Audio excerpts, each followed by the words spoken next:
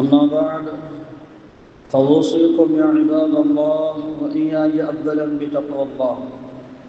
قال الله تعالى في القرآن العظيم والفرقان الحميد: أعوذ بالله من الشيطان الرجيم. بسم الله الرحمن الرحيم. للذين أحسنوا الحسنى وزيادة ولا يرهق وجوههم قتر ولا ذلة أولئك أصحاب الجنة هم فيها خالدون. قال رسول الله صلى الله عليه وسلم: اللهم اغفر ذنبه وطهر قلبه وحصن فرجه، أو كما قال عليه الصلاة والسلام.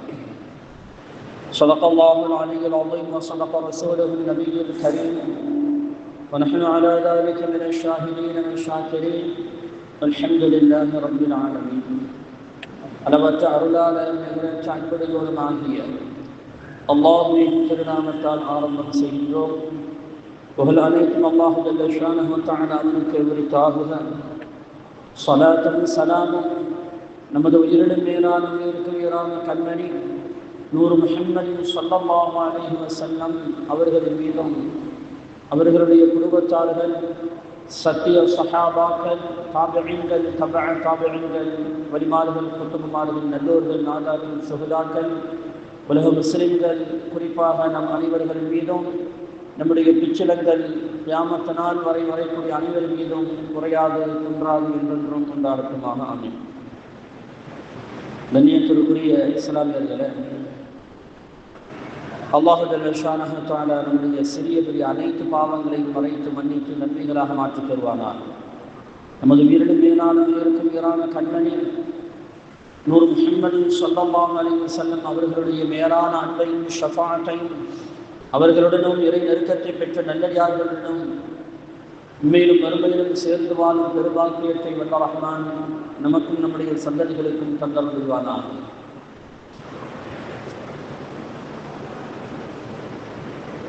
உடல் ஆரோக்கியத்தை வாழ்நாள் முழுவதும் நிரந்தரமாக்கி தந்து அவனுக்கு பொருத்தமான ஒரு வாழ்க்கை, செழிப்பான ஒரு வாழ்க்கை, பரிசுத்தமான ஒரு வாழ்க்கை வாழ்வதற்கு வல்ல ரஹ்மான் நம்மையும் நம்முடைய சந்ததிகளுக்கும் உதவி செய்வானாக, அருள் புரிவானாக.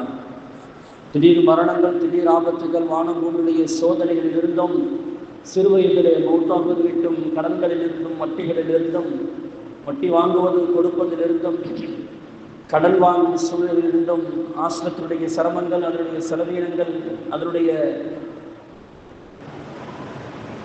சோதனைகளிலிருந்தும் வல்ல ரஹ்மான் நம்மையும் நம்முடைய சந்ததிகளையும் பாதுகாத்தார் புரிவானாக.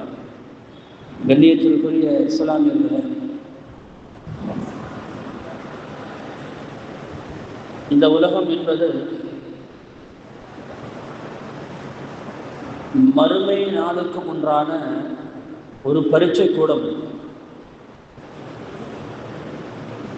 அல்லாஹ் ஜல்ல ஷானஹு வ தஆலா கொஸ்டினையும் தந்து ஆன்சரையும் தந்து இந்த உலகத்தில் வாழ வைத்திருக்கிறான். நம்ம தான் சரியான முறையில் கொஸ்டினுக்கு ஆன்சர் எழுதி அதை திருத்தப்படக்கூடிய இடம் நாடு மறுமை தான். இந்த உலகத்தில் திருத்த மாட்டான், தெரியாது. ஆகையினால் இந்த உலகத்தில் வாழும் காலத்தில் ஒரு பரிசுத்தமான வாழ்க்கை வாழ வேண்டும், அவனுக்கு பொருத்தமான ஒரு வாழ்க்கை வாழ வேண்டும். இதுதான் மிக உயர்ந்த நிலை.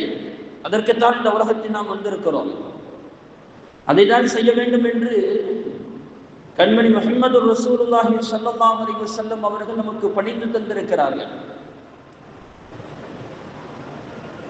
அதற்காக வேண்டிதான் எல்லாமே. ஒரு பரிசுத்தமான, ஒரு பொருத்தமான, அல்லாஹ்வுக்கு பொருத்தமான ஒரு வாழ்க்கை வாழ வேண்டும். அந்த பொருத்தமான வாழ்க்கையில் எது சிறந்தது என்று சொன்னால் கணவன் மனைவியுடைய வாழ்க்கை. இதுதான் அல்லாஹ் தஆலா ரொம்ப ஒரு பொருத்தமான ஒரு வாழ்க்கை என்று சொல்லித் தருகிறார். ஒரு நாள் ஹஜ்ரத் மூஸா அலைஹிஸ்ஸலாம் அவர்கள் நடந்து போறாங்க. நடந்து போகும்போது ஒரு மனிதர் அழுகிறார், அழுது கொண்டே தேம்பி அழுகிறார். அவருடைய அழுகையை பார்த்து மூஸா அலைஹிஸ்ஸலாம் அவர்களுக்கே கண்ணீர் வந்து விட்டது. அல்லாஹ்விடத்தில் கேட்கிறாங்க, யா அல்லாஹ், இவ்வளவு தூரம் இந்த மனிதன் அழுகிறானே, என்னுடைய பாவத்தை நீ மன்னிக்க கூடாதா? இவ்வளவு கெஞ்சி கதறுகிறான், நீ அவனுடைய பாவத்தை மன்னிக்க கூடாதா என்று அல்லாஹ் ஜல்ல தஆலாட்ட ரசூல் மூசா அலைஹிஸ்ஸலாம் அவர்கள் கேட்கிறார்கள். சொல்லிவிட்டு ஒரு வார்த்தை ஒன்று சொல்லுவாங்க, நான் மட்டும் நீனாக இருந்தால், நான் மட்டும் அல்லாஹ்வாக இருந்திருந்தால் அவனை எப்பவுமே மன்னித்திருப்பேன் அப்படின்னு மூசா அலைஹிஸ்ஸலாம் அவர்கள் சொல்லுவாங்க. இது அவங்களுக்கும் அல்லாஹ்வுக்கும் ஒரு உரையாடல். அல்லாஹ் தஆலா சொல்லுவான், மூசாவே, நீ மட்டும் நீ வந்து மன்னிக்கக்கூடிய தகுதி இருந்தால் மன்னித்து விடுவாய், அவ்வளவுதான் உனக்கு தெரியும். ஆனால் நான் அவனை மன்னித்தது மட்டுமல்ல, அவனை சொர்க்கவாசியாக்கி விட்டேன். சொர்க்கவாசியாக்கி விட்டேன். சரி, சொர்க்கவாசியாக அவன் ஆனான் என்பதற்கு ஒரு அடையாளம் வேண்டும் அல்லவா, ஒரு அங்கீகாரம் வேண்டும் அல்லவா? அதற்கு அல்லாஹ் சொன்னான், நான் பரிசுத்தமான நல்ல மனைவிமார்களை, 4 மனைவிமார்களை அவனுக்கு நான் இந்த உலகத்தில் நான் கொடுக்க போகிறேன் என்று அல்லாஹ் சொல்கிறான். அப்படி என்றால் இந்த உலகத்தில் பரிசுத்தமான வாழ்க்கை என்பது, பரிசுத்தமான கணவன் மனைவியாக வாழ்வதுதான் இந்த உலகத்தில் சிறந்த ஒரு வாழ்க்கை. அதைத்தான் அல்லாஹ் விருப்பப்படுகிறான். அதைத்தான் அல்லாஹ் தஆலா முதல்ல உருவாக்கிய அந்த உறவும் அதுதான். நாளை மறுமை நாளையில் சொர்க்கத்திற்கு நுழைய போகிற உறவும் அதுதான். எந்த மனிதர்களும் சொர்க்கத்திற்கு முன்னால் வரைதான் தாய் தகப்பன் என்பது, பிள்ளைகள் என்பது, மாமன் மச்சான் என்பது, சகோதர சகோதரிகள் என்பது சொர்க்கத்திற்கு முன்னால் வரைதான். சொர்க்கத்திற்கு நுழையும் போது அவன் கணவன் மனைவியாக மட்டும்தான் நுழைய முடியும். வேற எந்த உறவுக்கும் அங்க வேலை இல்லை. அதைத்தான் அல்லாஹ் தஆலா ரசூலுல்லாஹி ஸல்லல்லாஹு அலைஹி வஸல்லம் அவர்களும் நாம் கவனத்தில் கொள்வதற்காக அடிக்கடி சொல்லக்கூடிய வார்த்தைகள் இந்த வார்த்தை. அப்ப உலகத்தில் அல்லாஹ்வால் பொறுத்துக் கொள்ளப்பட்ட ஒரு வாழ்க்கை என்று சொன்னால் கணவன் மனைவியான வாழ்க்கை. இந்த வாழ்க்கை ஹலாலாக இருக்க வேண்டும். கண்மணி முஹம்மது ரசூலுல்லாஹி ஸல்லல்லாஹு அலைஹி வஸல்லம் அவர்கள் சொல்வார்கள், மன் அராத ஐ யல்கல்லாஹ தாஹிரன் முத்தஹரன் ஃபல்யதஜப்பத் அல் ஹராயிர என்று சொல்வார்கள் ஸல்லல்லாஹு அலைஹி வஸல்லம் அவர்கள். அல்லாஹ்வை நீங்கள் பரிசுத்தமான முறையிலே சந்திக்க வேண்டும் என்ற ஆசை உங்களுக்கு இருக்குமானால், அல்லாஹ்வை அவனை பரிசுத்தமான முறையிலே சந்திக்க வேண்டும் என்ற ஆசையும் ஆர்வமும் தேட்டமும் உங்களுக்கு இருக்குமையானால், நீங்கள் நல்லடக்கமுள்ள பெண்களை நீங்கள் திருமணம் முடித்து மனமான வாழ்க்கை, சந்தோஷமான வாழ்க்கை வாழுங்கள் என்று பெருமானார் ஸல்லல்லாஹு அலைஹி வஸல்லம் அவர்கள் சொல்லித் தருவார்கள். அப்ப சொர்க்கத்துக்குள்ள நுழையக்கூடிய உறவு என்பதும், அல்லாஹ்வை சந்திக்கக்கூடிய உறவு என்பதும், அல்லாஹ்வால் பொறுத்துக் கொள்ளப்பட்ட ஒரு வாழ்க்கை என்பதும், அது ஹலாலான கணவன் மனைவியுடைய வாழ்க்கையில் தான் இருக்கிறது என்பதை அல்லாஹ் ஜல்ல தஆலாவும் ரசூலுல்லாஹி ஸல்லல்லாஹு அலைஹி வஸல்லம் அவர்களும் நமக்கு அழகாக சொல்லித் தந்திருக்கிறார். ஆனால் இன்றைய காலகட்டத்தில் இந்த சமூகத்தின் மிகப்பெரிய சீர்கேடு என்ன தெரியுமா? இந்த சமூகத்துடைய சாபம் இன்னைக்கு அதிகமாகிக் கொண்டே இருக்கிறது என்ன தெரியுமா? ஒரு ஆணும் ஒரு பெண்ணும் காதல் என்ற பெயரில தன்னுடைய துணையை தன்னைத்தானே தேர்ந்தெடுத்துக் கொள்ளக்கூடிய ஒரு சூழல் இன்னைக்கு அதிகமாகிக் கொண்டே போகிறது, பெருகிக் கொண்டே போகிறது. இது இந்த சமூகத்தின் மிகப்பெரிய கலாச்சார சீர்கேடு, மிகப்பெரிய மோசமான ஒரு வழிகேடு. இது அதாவது ஒரு சமூகத்துடைய கேவலம் மட்டுமல்ல, ஒரு குடும்பத்துடைய மான மரியாதை அத்தனையும் தொலைத்து வரக்கூடிய ஒரு செயல்பாடு இன்னைக்கு இது பெருகிக் கொண்டே போகிறது. திருமணத்திற்கு முன்னால் ஆணும் பெண்ணும் விரும்பக்கூடிய ஒரு சூழல், அதே நேரத்தில் திருமணத்திற்கு பின்னாலும் வேற ஒரு ஆணோடும் வேற ஒரு பெண்ணோடும் அந்த உறவுகளை வைத்துக் கொள்ளக்கூடிய சூழல் என்பது இன்னைக்கு அதிகமாக உலகத்தில் வளர்ந்து கொண்டே வருகிறது. அல்லாஹ் காப்பாற்ற வேண்டும். இது எங்கேதான் போய் முடியும் என்று தெரியவில்லை. ரொம்பவும் கவலைக்குரிய ஒரு விஷயம்.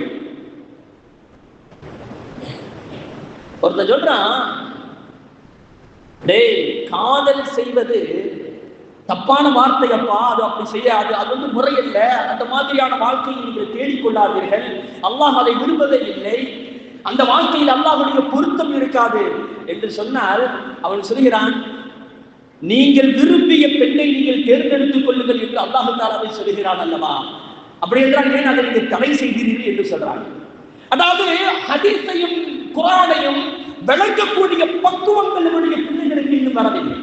ஏதோ யூடியூப் பார்த்து ஒரு ஹதீஸ்களுடைய தமிழ் வார்த்தைகளை வைத்துக் கொண்டு இதுதான் வாழ்க்கை என்று விளங்கிக் கொள்கிறார்கள். அதற்கு உண்மையான அர்த்தம் என்ன, உண்மையான விளக்கம் என்ன, இதை கொண்டு வேற ஆயத்துகள் எப்படி சொல்கிறது, இதை கொண்டு வேற ஹதீஸ்கள் எப்படி சொல்கிறது, ஹதீஸுடைய ஆயத்திற்கு ஹதீஸுடைய விளக்கம் என்ன, எதையும் யோசிக்கிறது இல்லை. வார்த்தை அவனுக்கு மனசில் பதிந்து விட்டதா, இதுதான் சத்தியம் என்று விளங்கிக் கொள்கிறான். எவ்வளவு பெரிய ஆபத்தான ஒரு சூழல் இது தெரியுமா? இவன் செய்யக்கூடிய தவறுக்கு அதற்கு தோதுவாக ஆயத்தையும் ஹதீஸையும் தன்னை அவன் மாற்றிக் கொள்கிறான் அல்லவா? இவனை விட ஒரு பாவம் செய்யக்கூடிய உலகத்தில் வேறு யாரும் இருக்க முடியுமா? அல்லாஹ் காப்பாற்ற வேண்டும். ஏனென்றால் இன்னைக்கு இந்த இளைஞர் சமுதாயம், ஆண்களும் பெண்களும் சரி, இந்த விஷயத்தில் இன்னைக்கு அதிகமான தவறுகளை செய்து கொண்டு இருக்கிறார்கள். இதனால் குடும்பம் கேவலப்படுத்தப்படுகிறது என்பதுதான் நிதர்சனம் என்று யாரும் புரிந்து கொள்வதில்லை.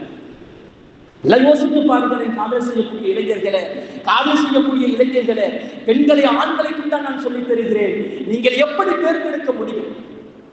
நீங்கள் எப்படி அது ஹராமான ஒரு விஷயத்தை நீங்கள் தேர்ந்தெடுக்க முடியும்? உங்களுடைய தாயுடைய வயிற்றில் நீங்கள் இருக்கும் போது, நீங்கள் ஒரு உதைக்கும் போது அந்த தாய்க்கு ஏற்படக்கூடிய அந்த வலி எவ்வளவு பெரிய வலி தெரியுமா?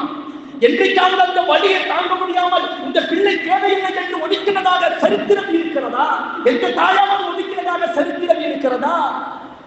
பிரசவ வலியிலே எவ்வளவு பெரிய கொடுமையான வலி, அது ஒரு பிறவி என்று சொல்லக்கூடிய அளவிற்குண்டான ஒரு வலி. அந்த வலியின் காரணமாக அது வலியை என்னால் தாங்கிக் கொள்ள முடியாது, அதனால் இந்த பிள்ளை எனக்கு தேவையில்லை என்று ஒதுக்கி வைத்த ஒரு சூழல் எங்கேயாவது உருவாக்கி இருக்கிறதா? நீங்கள் பிறந்த பின்னர் நீங்கள் அழுக மட்டும்தான் உங்களுக்கு தெரியும். ஆண்களுக்கும் பெண்களுக்கும் தான், இளைஞர்களுக்கும் தான் சொல்லி தெரிகிறேன். அழுகை மட்டும்தான் உங்களுக்கு தெரியும். உங்களுடைய அழுகை எதனால் என்பதை தாய்க்கு மட்டும்தான் தெரியும்.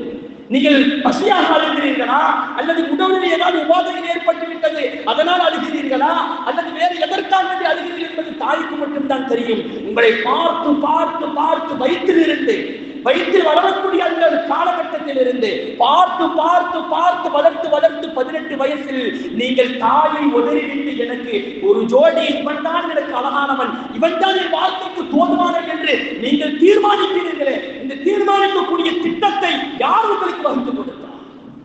இறைவன் உங்களுக்கு வகுத்துக் கொடுத்தானா? இது ஹராம் இல்லையா? திருமணத்திற்கு முன்னால் ஒரு ஆணும் ஒரு பெண்ணும் சகஜமாக பேசிக் கொள்வது என்பது, அதாவது அந்த உறவுகளை நீங்கள் தேர்ந்தெடுத்துக் கொள்வது, அது ஹராம் இல்லையா? அது ஹராமாக நீங்கள் தேர்ந்தெடுத்துக் கொள்ளக்கூடிய அந்த ஒரு வாழ்க்கை எப்படி அல்லாஹ்வால் புரிந்து கொள்ளப்பட்ட ஒரு வாழ்க்கையாக இருக்கும்? எப்படி அல்லாஹ்வின் நான் சொர்க்கத்திற்கு நுழையக்கூடிய ஒரு பக்குவத்தை சொல்லித் தரக்கூடிய ஒரு வாழ்க்கையாக இருக்கும்? யோசித்து பாருங்கள். ஒவ்வொரு ஆண் மகனும் ஒவ்வொரு பெண் மகனும் இந்த தவறுகளை செய்யும் போது உங்களுடைய பெற்றோர்களுக்கு கேட்டு பாருங்கள், அந்த வலி எவ்வளவு பெரிய வலி, அந்த வேதனை எவ்வளவு பெரிய வேதனை, அந்த குடும்பம் அந்த கூடி குறுகி நிற்க போகக்கூடிய அந்த சூழல் அது எவ்வளவு பெரிய மோசமான ஒரு சூழல் என்பதை என்று உங்களுடைய தாய் தந்தையை கேட்டு பாருங்களேன். அல்லாஹ் ஜல்ல ஷானஹு தஆலா எவ்வளவு அழகாக சொல்லித் தருகிறான் தெரியுமா? அல் ஹபீஸாத்து லில் ஹபீஸீன வல் ஹபீஸூன லில் ஹபீஸாத். அடே அப்பா, வாழ்க்கை நல்லா புரிஞ்சுக்கோ. இதுதான் உலகத்துடைய நியதி. ஒரு ஆணுக்கும் பெண்ணுக்கும் நான் சொல்லித் தருகிறேன். உலகத்தில் இருக்கக்கூடிய வாலிப ஆண்களுக்கும் வாலிப பெண்களுக்கு நான் சொல்லித் தருகிறேன். உங்களுடைய வாழ்க்கை துணையை நீங்கள் தீர்மானிப்பது அல்ல. உங்களுடைய ரப்பு இந்த உலகம் படைப்பதற்கு 2000 வருடத்திற்கு முன்னால் தீர்மானித்து வைத்து விட்டான். இவனுக்கு இவன் தான், இவனுக்கு இவன் தான் என்று தீர்மானித்து விட்டான். அதை நீங்கள் ஹலாலாக தேடுங்கள், ஹராமாக தேடாதீர்கள். இவன் தான் உங்களுக்கு வர வேண்டும் என்ற நிலைப்பாடு இருக்குமையானால் அதை நீங்கள் ஹலாலாக தேடுங்கள். வேற யாரும் உங்களுக்கு உங்கள் வாழ்க்கையை தர முடியாது, யாரும் தர முடியாது. அதை ஹராமாக நீங்கள் தேடாதீர்கள், ஹலாலாக தேடுங்கள். அல்லாஹ் தஆலா தெளிவாக பல இடங்களில் சொல்லிக் கொண்டே இருக்கிறான். நான் நாடியதை தவிர வேற எதுவும் இந்த உலகத்தில் யாருக்கும் கிடைக்காது. நான் நாடினால்தான் ஒரு மரத்திலிருந்து இலை உதிரும், இல்லை என்று சொன்னால் இலை உதிராது. அப்படி ஒவ்வொரு விஷயத்தையும், ஒரு சின்ன விஷயத்தை கூட ரப்பல் ஆலமீன் பார்த்து செய்த நம்முடைய வாழ்க்கைக்கு நம்முடைய துணையை அல்லாஹ் நமக்கு தீர்மானித்து வைத்துவிட்ட அந்த துணையை நாம் ஹலாலாக தேடுவதுதான் சிறந்த வழி. அப்படி என்றால் எப்படி தேடுவது? எப்படி தேடுறது? காதல் என்பது இஸ்லாத்தில் இல்லாத ஒன்றா? இஸ்லாத்தில் அது இல்லையா? உலகத்தில் காதலை இஸ்லாம் சொன்னது போன்று எவனும் சொன்னது கிடையாது, எந்த மனிதனும் சொன்னது கிடையாது. எந்த கவிஞர்களும் சொன்னது கிடையாது, எந்த வேத நூல்களையும் சொன்னது கிடையாது. இஸ்லாம் ஒரே ஒரு வரியில் எல்லாம் பாது வரியில் 2 வார்த்தைகள் சொல்லி முடித்து விட்டது. குர்ஆன் சொல்லி தருகிறது, உன்ன லிபாசுல்லக்கும் வஅன்தும் லிபாசுல்லஹுன்ன. அந்த பெண்கள் உங்களுக்கு ஆடை, காதலிக்கு காதலன் ஆடை, காதலனுக்கு காதலி ஆடை என்று அழகான வார்த்தை உலகத்தில் சொல்லி முடித்து விட்டது குர்ஆன். உலகத்தில் எந்த வேதமும் எந்த மனிதனும் சொன்னது கிடையாது. இவ்வளவு அற்புதமான வார்த்தை ஆடையோடு ஒப்பிட்டு சொல்லி தருகிறார். இதை யோசித்து பார்த்தால், நீங்க விளக்கங்களை படித்தால் எவ்வளவு பெரிய விளக்கங்களை சொல்லித் தருகிறார்கள் தெரியுமா? அதை நாம் ஹலாலாக தேடுவதுதான் நம்முடைய கடமை. அதை எப்படி தேடுவது? அதாவது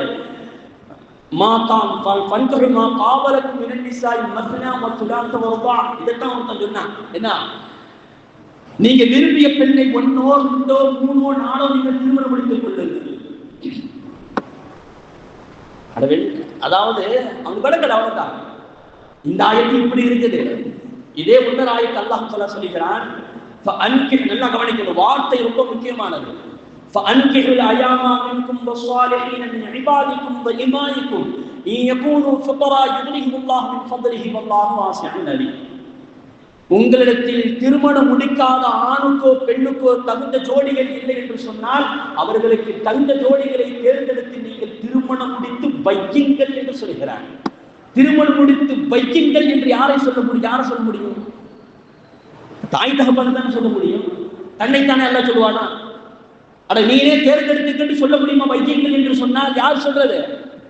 தாய்க்கும் தகப்பனுக்கும் தான் அல்லாஹ் தஆலா கட்டளையிடுகிறான். நீங்கள் உங்களுடைய பிள்ளைகளுக்கு நல்ல ஜோடிகளை தேர்ந்தெடுத்து அந்த பிள்ளைகளுக்கு நீங்கள் திருமணம் முடித்து வையுங்கள். அப்படி என்றால் இதற்கு என்ன விளக்கம்? இது ஒரு ஆயத்து. இன்னொரு ஆயத்து அல்லாஹ் ஜல்லல்லாஹு தஆலா சொல்லுவான், ரொம்ப அற்புதமான ஆயத்து. வஅல்லஃப பைன குலூபிஹிம், மனிதர்களுடைய உள்ளத்தை ஒன்று சேர்த்து வைப்பது அல்லாஹ்வுடைய கடமை. லவ் அன்ஃபக்த மா ஃபில் அர்தி ஜமீஅன் மா அல்லஃப்த பைன குலூபிஹிம். நபியே, ஒன்று தெரிந்து கொள்ளுங்கள், இந்த உலகத்தில் உள்ள எல்லா பொருளையும் ஒன்று சேர்த்து வைத்தாலும் ஒரு கணவன் மனைவியுடைய உள்ளத்தை நீங்கள் ஒன்று சேர்த்து வைக்க முடியாது. வலாக்கின்னல்லாஹ அல்லஃப பைனஹும், அல்லாஹ்வால் மட்டும்தான் அந்த உள்ளத்தை ஒன்று சேர்த்து வைக்க முடியும். இந்த 3 ஆயத்து ரொம்ப முக்கியமானது. ஒன்று,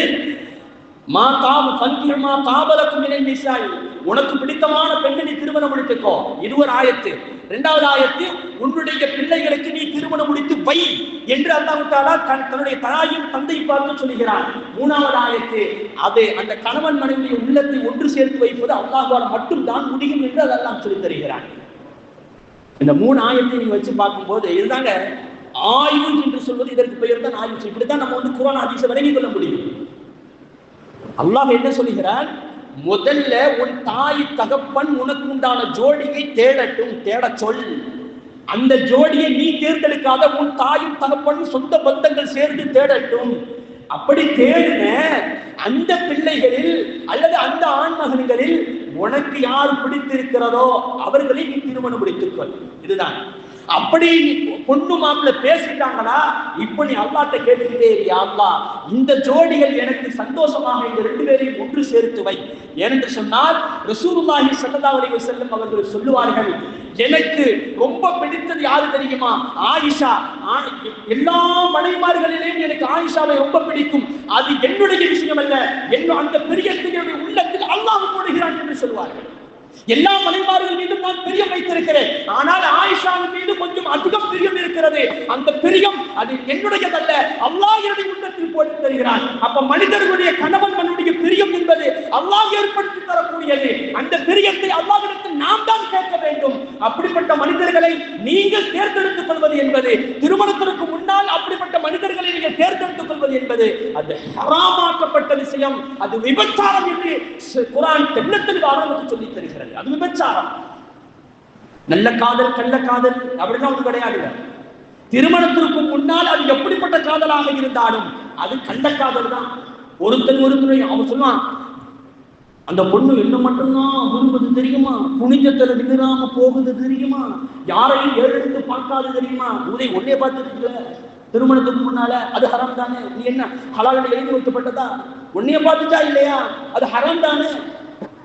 இதை யோசிக்கிறது இல்லாத நான் கேட்கிறேன், பெண் பிள்ளைகளை பார்த்து கேட்கிறேன், இவன் என்னதான் அப்படி பேசிவிட்டான்? என்னத்தை நீ கண்டால் அவன் உனக்கு மனசை திருடும் அளவிற்கு, உன் மனசை கவரும் அளவிற்கு அவன் என்னத்தான் அப்படி பேசிவிட்டான்? என்ன பேசுறபடி போன்ல சாப்பிட்டியா, பொண்டியா, இட்லி சாப்பிட்டியா, தோசை திண்டியா, இதைத்தானே பேச முடியும். வேற என்னத்தை பேச முடியும்? பார்க்கலாம்.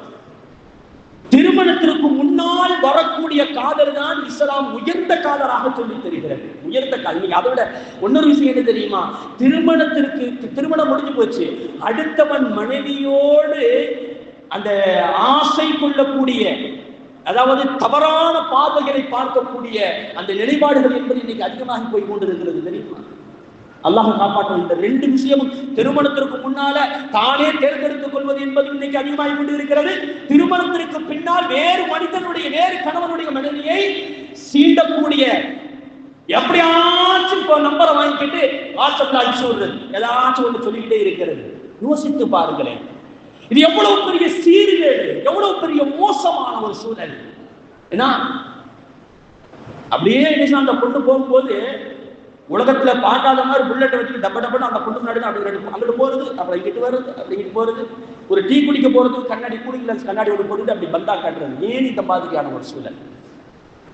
இதெல்லாம் என்ன? உங்களை பார்த்து அவர்கள் எவ்வளவு தூரம் சபிப்பார்கள் தெரியுமா?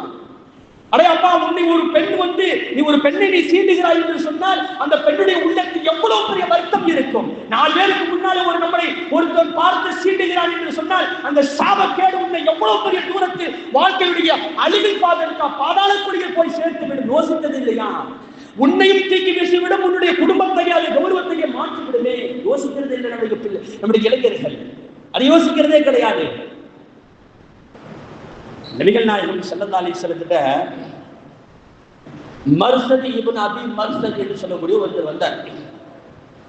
இவர் இஸ்லாத்துக்கு வருவதற்கு முன்னால அனாமா என்று சொல்லக்கூடிய ஒரு பெண்ணை விரும்பினார். அவரோட உல்லாசமா இருந்திருக்கிறார், எல்லாம் செஞ்சிருக்கிறார். இஸ்லாத்தை ஏற்றுக்கொண்டு இவர் மதீனாவுக்கு வந்துட்டார், ஹிஜ்ரத் செஞ்சு. அப்படி ஹிஜ்ரத் செஞ்சு வந்த பிறகு நபி ஸல்லல்லாஹு அலைஹி வஸல்லம் சொன்னாங்க, ஒரு கைதி மக்காவில மாட்டிக்கிட்டாரு, அவரை காப்பாற்றி கூட்டிட்டு வருது, யாரு வர்றா போறா அப்படின்னு. அப்ப இந்த மர்சதி அப்படின்னு சொல்றவர் சொன்னாரு, யார சொல்லலாம், நான் போயிட்டு வர்றேன் அப்படின்ட்டார். நான் போயிட்டு வரேன் யார சொல்லலாம் அப்படின்ட்டார். போனாரு, அந்த கைதியை காப்பாற்றி தன்னுடைய தோள்பட்டையில தூக்கி மேல போட்டுக்கிட்டு வந்துட்டார். அப்படி வரப்போகக்கூடிய அந்த நேரத்தில் ஒரு சவுண்டு கேட்கிறது, யா மர்சத் அப்படின்ற ஒரு வார்த்தை. இந்த வார்த்தையை கேட்டவன் அவருக்கு அப்படி பழைய சிந்தனைகள்லாம் வந்துருச்சு. ஆஹா, இந்த வார்த்தையை நம்ம எப்பவும் கேட்டிருக்கிறோமே, இந்த வார்த்தையை நம்ம அடிக்கடி கேட்டிருக்கிறோமே. திரும்பி பார்த்தால் அந்த அனாகா என்று சொல்லக்கூடிய அந்த காதலி, முன்னாள் காதலி நிற்கிறார். உலகம் ஊரெல்லாம் தூங்கிக்கிட்டு இருக்குது, இவள் மட்டும் நிற்கிறாள். இவள் சொல்லுகிறாள், மர்சத் யாரும் இல்லை, நம்ம 2 பேரும் தான் நிற்கிறோம், வா சந்தோஷமாக வாழலாம், இந்த இரவை சந்தோஷமாக நாம் கழிக்கலாம் என்று. அப்ப அவர் சொல்கிறார், அனாகா அது ஒரு கடந்த காலம், இஸ்லாத்தை ஏற்றுக்கொள்வதற்கு முன்னால் உள்ள காலம். அப்பொழுது நான் சந்தோஷமாக இருந்தோம், இப்பொழுது நான் இஸ்லாத்தை ஏற்றுக்கொண்டேன், அல்லாஹ் ஜல்ல ஷானஹு தஆலா அதை ஹராமாக்கி தந்திருக்கிறான் என்று அந்த மனிதர் சொல்லி தருகிறார். அப்ப அந்த பெண்மணி சொல்றா, எனக்கு மட்டும் நீ எனக்கட அப்படின்னு சொன்னா ஊரையே கூப்பிட்டு உன்னை காட்டி கொடுத்துருவேன் அப்படின்னு. அதே மாதிரியே செஞ்சாவ எனக்கட அப்படின்னு சொல்லி ஊரை கூட்டி ஊரை எழுப்பி விட்டுட்டான்.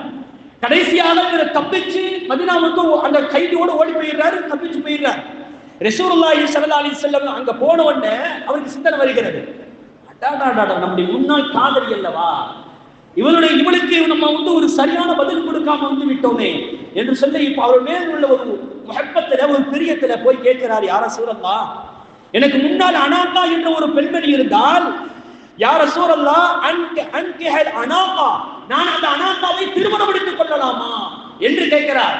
அவர் இந்திய காலத்தில் இந்த குணமுடையவள், விபச்சாரம் செய்யக்கூடியவள், என்னை காதலித்தவள், என்னோடு பல கட்டங்களில் உல்லாசமாக இருந்தவள் என்று சொல்லும் போது நபிகள் நாயகம் ஸல்லல்லாஹு அலைஹி வஸல்லம் அவர்கள் அப்பதான் இந்த ஆயத்தை இறக்குறாங்க.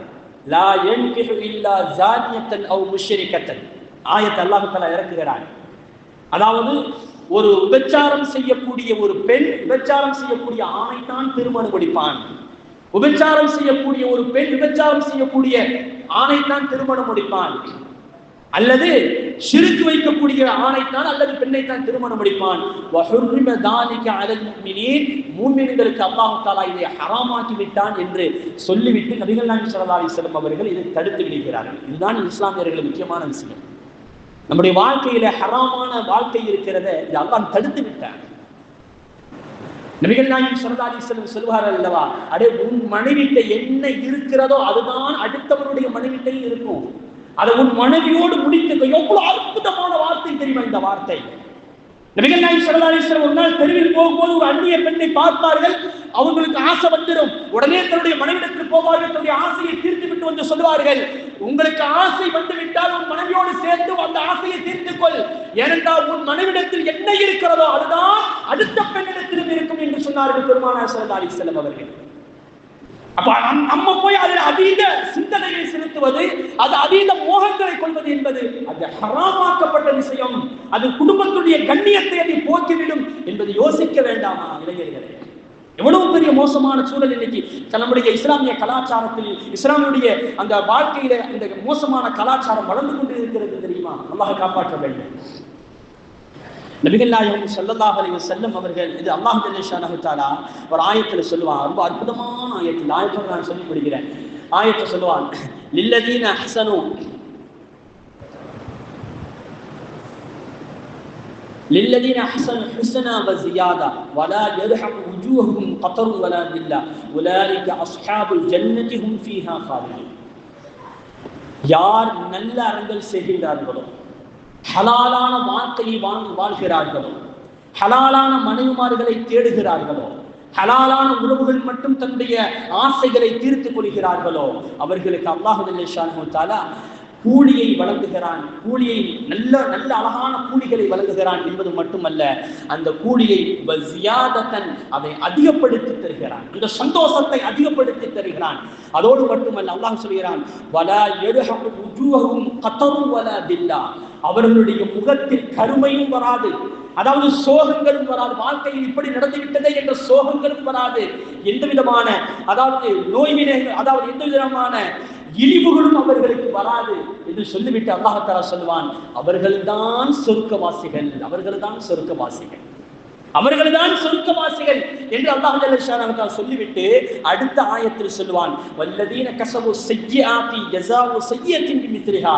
யாராவது இந்த ஹராமான உறவுகளை தேடுவார்களேயானால், ஹராமான உணவுகளை அவர்கள் தேடுவார்களேயானால் அவர்களுக்கும் அதே மாதிரியான கூலி, அதற்குண்டான தீமை ஒன்றும்.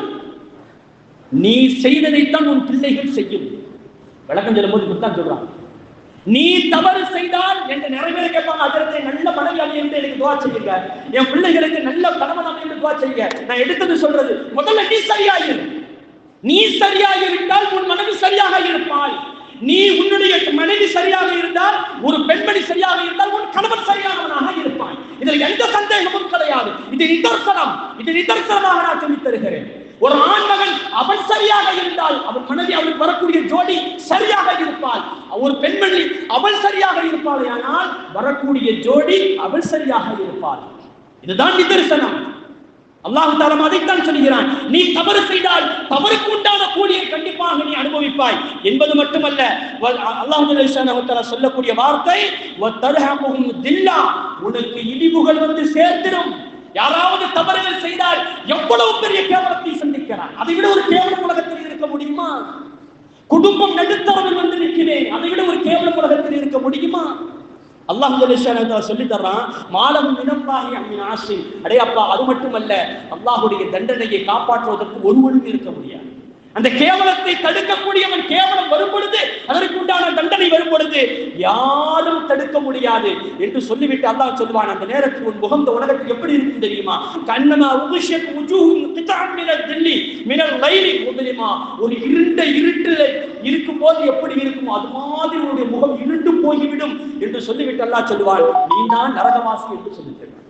நீ தான் நரகவாசி சொல்லிவிட்டு நபிகள் நாயகம் ஸல்லல்லாஹு அலைஹி வஸல்லம் சொல்லுவார்கள், நாளை மறுமை நாளைக்கு சொர்க்கவாசிகள் சொர்க்கத்திற்கு போன பிறகு அல்லாஹ் சொல்லுவான், நான் மிகப்பெரிய வெகுமதியை உங்களுக்கு நான் தரப்போகிறேன் என்று சொல்லுவான். நபிகள் நாயகம் ஸல்லல்லாஹு அலைஹி வஸல்லம் சொல்றாங்க, இந்த ஆயத்திற்கு விளக்கம் சொல்லும் போது மிகப்பெரிய வெகுமதியை நான் தரப்போகிறேன் என்று. அப்ப சொர்க்கவாசிகள் எல்லாம் சொல்லுவார்கள், யா அல்லாஹ் எங்களுக்கு எல்லாம் தந்துட்டாய், மீதான் தராசை நன்மை தட்டு கடப்பதற்கு உண்டான வேலையை நீ செய்து விட்டாய், எங்களை எல்லாம் சொர்க்கத்திற்கு நீ தந்து விட்டு அனுப்பிவிட்டாய், நரகத்தை விட்டு எங்களை விடுதலை செய்து விட்டாய், இதை விட வேறு என்னப்பா எங்களுக்கு வேணும் என்று சொல்லும் போது அல்லாஹ் ஜல்ல ஷானஹு தஆலா தன்னுடைய திரையை நீக்கி தன்னுடைய அந்த ஜல்லியை தன்னுடைய அல்லாஹ் தன்னையே காப்பாற்றுவான். ரசூலுல்லாஹி ஸல்லல்லாஹு அலைஹி தன்னையே காட்டுவான். ரசூலுல்லாஹி ஸல்லல்லாஹு அலைஹி வஸல்லம் சொல்வார்கள், 16ஆம் பக்கத்து நிலவை நீங்கள் எப்படி பரிசுத்தமாக எந்த இடையூறும் இல்லாமல் நீங்கள் பார்க்கிறீர்களோ அதே மாதிரி அல்லாஹ்வை நீங்கள் நாளை வறுமை நாளையில் பார்ப்பீர்கள் என்று சொல்லும் போது சொர்க்கவாசிகள் சொல்வார்கள்,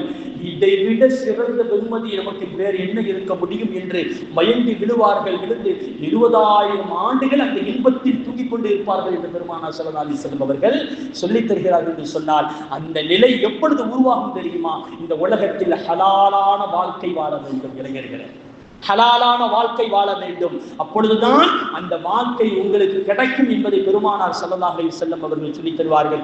ஒரே விஷயத்தை மட்டும் நான் சொல்லி முடித்து விடுகிறேன், என்றால் கால் நேரம் ஓடுகிறது தான், ஆனால் சொல்ல வேண்டிய ஒரு முக்கியமான கட்டத்தில் இருக்கிறோம். நபிகள் நாயகம் ஸல்லல்லாஹு அலைஹி வஸல்லம் வந்து சொல்லுவாங்க, ஒரு சஹாபி வருவாங்க, யா ரசூலல்லாஹ் நான் விபச்சாரம் செய்ய வேண்டும், எனக்கு அனுமதி தாருங்கள் என்று சொல்லுவாங்க. எல்லா சஹாபாக்களும் இந்த வார்த்தை கேட்கலாமா, ரசூலுல்லாஹ்ட்ட கேட்கலாமா? எல்லா சஹாபாக்களும் அப்படி அடிப்பதற்கு அப்படி முறைச்சு பார்ப்பாங்க. ரசூலுல்லாஹி ஸல்லல்லாஹு அலைஹி வஸல்லம் அவர் விடுங்க, முன்னாக்க வாங்க அப்படின்னு சொல்லி விடுவாங்க. அவர் வந்து உட்கார்ந்தார், யார் என்னப்பா வேணும்? யார சொல்லலாம், நான் விபச்சாரம் செய்ய வேண்டும், எனக்கு விபச்சாரம் செய்வது அதீத ஆசை இருக்கிறது, எனக்கு அனுமதி தாருங்கள் என்று சொல்லும் போது நபிகள் நாயகம் ஸல்லல்லாஹு அலைஹி வஸல்லம் கோபப்படாம சொல்லுவாங்க, உட்காருப்பா அப்படின்னு சொல்லிட்டு சொல்லுவாங்க, உன் தாய் விபச்சாரம் செய்வதற்கு நீ ஆசைப்படுவியான்னு கேட்டாங்க. அடுத்தவனுடைய மனைவியை விரும்பக்கூடிய ஒவ்வொரு ஆண்மகனுக்கும் இந்த கேள்வியை நபிகள் நாயகம் ஸல்லல்லாஹு அலைஹி வஸல்லம் சொல்லி தர்றாங்க. உன்னுடைய மனைவி உன்னுடைய தாய் விரும்புவதை, இந்த விபச்சாரம் செய்வதை நீ விரும்புவாயா? யார சொல்லலாம், நான் விரும்ப மாட்டேன், அது எப்படி முடியும்? அப்படி என்றால் எந்த பெண்ணை விபச்சாரம் செய்கிறாயோ அவள் யாருக்காவது ஒருவருக்கு தாயாகத்தான் இருக்க முடியும். யாருக்காவது ஒரு தாய், நீ எப்படி உன் தாய் பரிசுத்தமானவள் என்று ஆசைப்படுகிறாயோ அதே மாதிரி தானே அவன் ஆசைப்படுவான், என் தாய் பரிசுத்தமாக இருக்க வேண்டும் என்று சொல்லி நீ எப்படி ஆசைப்படுகிறாய்? கேட்பார்கள் ரசூலுல்லாஹி ஸல்லல்லாஹு அலைஹி வஸல்லம், உன் தந்தை, உன்னுடைய தங்கை, உன்னுடைய சகோதரி நீ விபச்சாரம் செய்வதற்கு நீ ஆசைப்படுவாயா?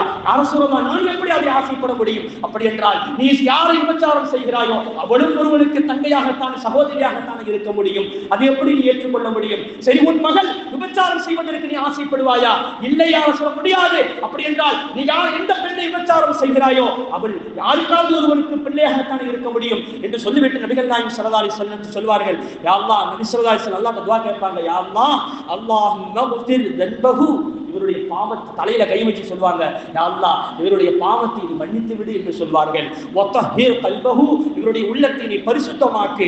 வஹஸ்ஸின் ஃபர்ஜஹு, இவருடைய மானத்தை பாதுகாத்துக் கொள் என்று நபிகள் நாயகம் ஸல்லல்லாஹு அலைஹி வஸல்லம் சொல்வாங்க.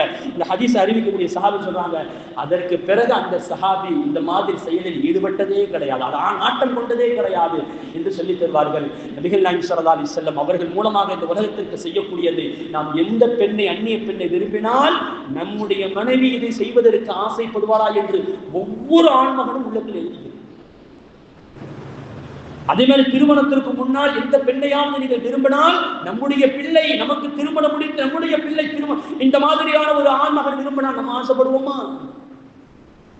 ஒவ்வொரு ஆண்மகனும் நினைக்க வேண்டும் என்பதைத்தான் பெருமானார் ஸல்லல்லாஹு அலைஹி வஸல்லம் அவர்கள் சொல்லித் தருகிறார்கள். அல்லாஹ் ஜல்ல ஷானஹு தஆலா இந்த சமூகத்தை பாதுகாத்து அனுபவிவானாக. இப்படிப்பட்ட முசீபத்திலிருந்து அல்லாஹ் நம்மை எல்லாம் பாதுகாத்து அனுபவிவானாக. நம்முடைய சந்ததிகளை பாதுகாத்து அனுபவிவானாக. வாஹிர் தஅவானா அல்ஹம்துலில்லாஹி ரப்பில் ஆலமீன். அஸ்ஸலாமு அலைக்கும் வரஹ்மத்துல்லாஹி தஆலா வபரகாத்துஹு. நமது சேனலின் விளம்பரங்களுக்கு sunnaatruth@gmail.com